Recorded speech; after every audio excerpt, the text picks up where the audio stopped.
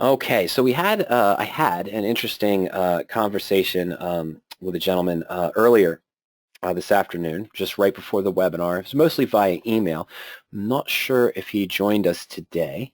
Oh, it is. It's Kokon. Okay, so Kokon brought up the spread that he's in that had moved against him. It's just a slightly, it was in the money spread position coming to expiration. And we won't use his example, but I wanted to point out some various things regarding spread positions, whether you're in a debit spread or whether you're in a credit spread that's in the money. Debit spread is what you want, of course, but a credit spread that's in the money is not what you want. If I'm in a bull put or a bear call credit spread, I don't want them both to be out of the money, so they expire worthless and I keep the credit. Of course, the parity trade to this would be a bear put debit spread, which I want to be in the money, so I can close out. So let's take a bull call debit spread. Let's just go to the custom spread tool. And for this example, I'm going to use in the money, let's just go with FN, Fabrinet. Excuse me, folks. And let's say for today that a little while ago I opened a bull call debit spread by buying the 40, let's say at $4, and I sold the 45 for 1 when the stock was fluctuating down at 47. Okay, so we buy the in the money, or the lower strike, I should say in this case, and we're going to sell the higher. Okay, so it's a typical, oh, it should have put, that's not going to work, is it? That's not, that would look really attractive, but that wouldn't have been a reasonable premium that we would have received. So I've got a 5-point spread, and I've got a $3 debit, which is pretty high. In this case, I should have put 5 and 1, but that's okay. So now in this case, the spread is in the money. Not many of these bullish spreads would have been in the money, of course, over the last 2 weeks, but in this case, we're in the money. And what Kokon was asking about is trying to close his position, which was actually a little bit different, but trying to close his position, he wasn't sure of how to get filled on the prices. He saw a very high open interest on his strikes, but there was no current option activity heading into the 3:30, 3 o'clock after this afternoon. So he was curious about sort of what can you do with these positions. Now, it was a March 20th expiration similar to this position. Whether you're bullish or bearish, whether your spread is working in your favor or working against you for the full loss, we'll take a look at one of those in a moment too. But at this time of day, as we're getting closer to expiration, you're not seeing any volume and you're worried about getting out. Well, in general, what I look to do is if I have a 5-point spread, I know the maximum return I can get back is 5 points. And in the last hour, last half hour, last day of expiration, I know the market maker is going to be playing around, or the electronic market maker is going to be playing around with the bid-ask spreads a little bit. In this case, on a successful debit spread, I'm not going to get 5 points. Okay, they're going to have the prices set with a little bit of time value to buy to close my short and not as much to sell to close my long. So maybe I can hope to get a 480 liquidation, which is still 90% of the profit I expected to make, or maybe 490. So as you're getting near to expiration, what do you do in this situation? Well, as I mentioned, if I'm closing it ahead of time, I'm not seeing a lot of activity, maybe the bid-ask spread is wide, I'm still going to put in a limit debit or limit credit in this case on the debit spread to close at around midpoints, maybe get 10 cents less than the maximum, maybe 20 cents. If it doesn't fill, so I put in an order to close at 490, very close to the 5 points I can expect to get back in the best case scenario. If I don't get 490 soon and I still want to get out of it, then I'll lower it maybe to 480. I'm still making 90% of what I expected to make on the trade. Now again, in this situation, there's nothing wrong, of course, with not doing anything. Remember, this is a bull call debit spread where I paid $3 to get into the position. I wanted the stock to be above both strike prices, so that essentially I'm buying shares of stock at 40, selling them at 45. I get $5 back.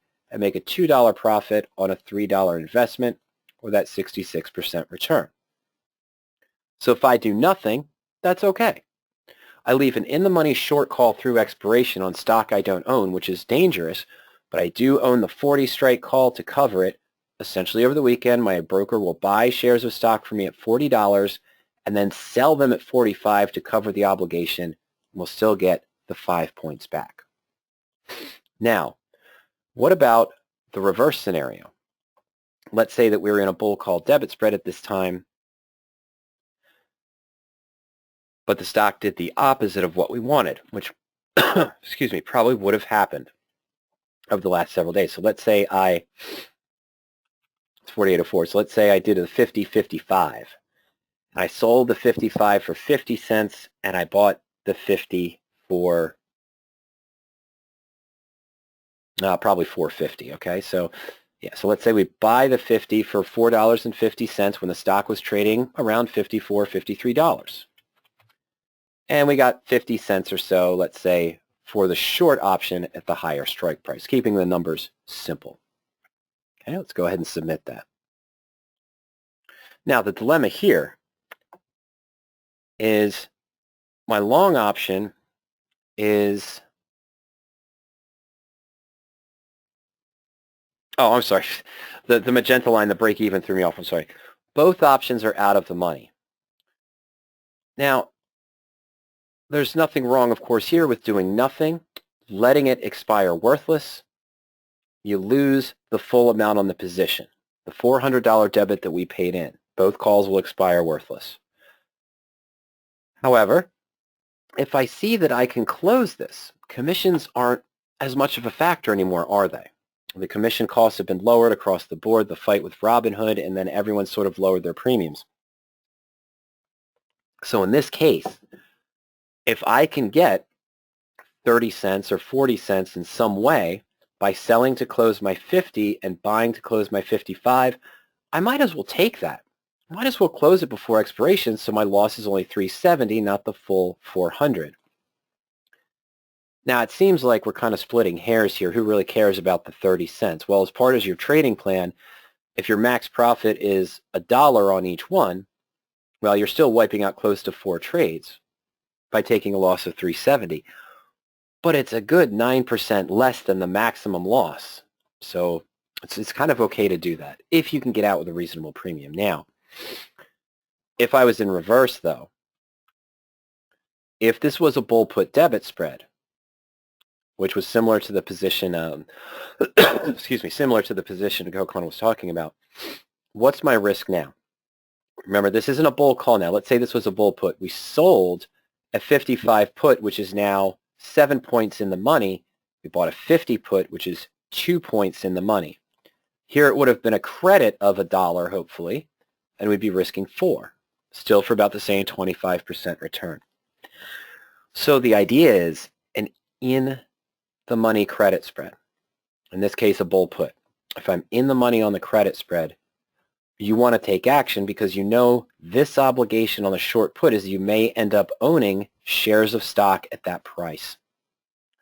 Now, you did buy the 50 strike put, so if you leave it alone through expiration, what's going to happen? Over the weekend, your broker is going to buy shares of stock for you at 55, and then they'll sell to close those shares at 50. You'll take the 5-point loss, but you already kept the $1 net credit, so you're just at the maximum loss of $4.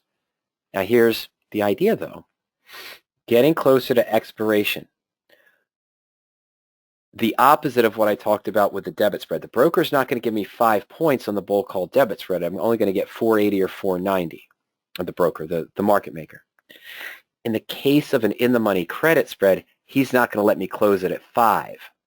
They're going to want 510 or 520. So it's going to get closer to intrinsic in this case, the difference in strike prices. So again, I'm going to start off with an order, especially if the bid-ask spreads are wide on the last day of expiration. I'm going to put in a market order to close this losing credit spread for about 510 or so, or 505. A little bit higher than the maximum loss if I feel I need to close it. I probably wouldn't go up to 520 because when I set up the spread, I set it up so I wouldn't lose more than those $4. That the maximum loss I could take was 5 while keeping the net credit in place. So a smaller number here on the in-the-money credit spread, set it at 505, set it at 510. If you don't get filled, you shouldn't have to worry about it. Yes, it's a losing spread, but we weren't going to go anywhere above 510. Okay, it's an extra 10-cent loss. I wouldn't want to take it. In this case, if I let it go all the way, I might leave the deep in the money bull put or the bear call that's at full loss in place. And again, over the weekend, I'm going to have to buy shares of stock at 55, but I have the right to close them at 50. So I'm going to take the loss of 5 points rather than trying to force it to 505 or 510 to close early. Okay, so that's when it comes to spread management. When this doesn't work, by the way, is if in this case, this example, Fabrinet was at 52 or 53. It's between the strike prices. Remember, let's say this is a bull put. If it's between the strike prices, you're going to want to buy to close this put back unless you wanted to own the shares of stock. Because at this point, your broker will just buy shares of stock for you at that strike price. They're not going to exercise the out-of-the-money option for you on the spread. That would still expire worthless. Come Monday, you'd be long 100, 1,000, 2,000 shares of stock, depending on how many contracts you traded, and then you could convert it to a different position. But again, as Sam mentioned, this is probably not the time where if the stock was trading in between the strike prices on your bull put credit spread, that you might want to be long shares of stock over the weekend, where over these 2-day periods, a lot of news has been coming out in the last 3 weeks and causing a lot of market fluctuations come Monday morning in both directions, but mainly in the down direction, of course, as well. All right, so that's just sort of a review of your expectations, what to expect with an in-the-money credit spread, an out-of-the-money debit spread. When would you consider maybe closing it the last half or last hour before the expiration date, or is it okay to maybe leave it open through expiration? And it usually is because you've covered yourself. But when you're between the strike prices on a credit spread, that's usually when you're going to want to buy to close that short option, the short call or the short put that's in the money, to avoid end up being long shares of stock or short shares of stock come Monday morning. Okay. So that's what we just wanted to go over that a little bit on the spreads there, the credit spreads and debit spreads, in the money, out of the money, and others as well.